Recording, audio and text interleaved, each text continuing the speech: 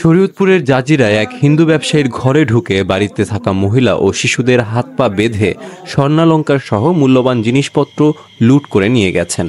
মঙ্গলবার সন্ধ্যায় উপজেলায় সেনেচর ইউনিয়নের আহমেদ মাদব্বর কান্দি ৪ নং ওয়ার্ড এলাকার সাধন মণ্ডলের বাড়িতে এই ডাকাতির ঘটনা ঘটে। ডাকাত দল প্রথমে বাড়িতে আওয়ামী লীগ নেতা রয়েছে জানিয়ে ঘর সার্চ করতে হবে বলে দরজা খুলতে বলেন। পরে ঘরে থাকা লোকজন দরজা খুলে দিলে ঘরে ঢুকে অস্ত্রের মুখে জিম্মি করে বাড়ির ভেতরে থাকা সদস্যদের হাত পা বেঁধে আলমারি ভেঙে ৩,৭০,০০০ টাকা, ২৩ ভরি স্বর্ণ, ৩ ভরি রূপা ও ২টি মোবাইল সহ আনুমানিক প্রায় অর্ধ কোটি টাকার মালামাল নিয়ে গেছেন।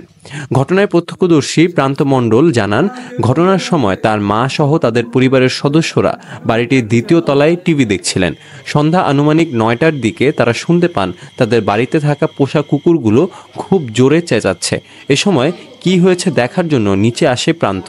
পরে প্রান্ত দেখে আনুমানিক ৮ থেকে ১০ জন লোক হাতে ধারালো অস্ত্রসহ মুখে মাস্ক পরে আছে।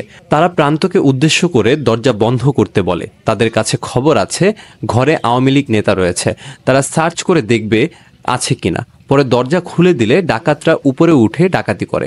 বাড়ির মালিক সাধন মণ্ডল বলেন, আনুমানিক রাত ৯টার সময় বাড়িতে ডাকাত আসে। তখন তিনি বাড়িতে না থাকায় বাড়ি থেকে কল করে জানানো হয় তাকে।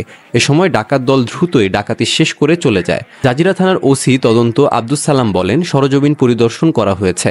ঘটনার সিসিটিভি ফুটেজ সংগ্রহ করার চেষ্টা চলছে। এছাড়া বিভিন্ন আলামত সংগ্রহ করা হয়েছে। আশা করা যায় দ্রুত সময়ের মধ্যে ডাকাত শনাক্ত করে গ্রেপ্তার করতে সক্ষম হবে পুলিশ। তবে এখনও কেউ লিখিত অভিযোগ করেননি বলেও জানান তিনি।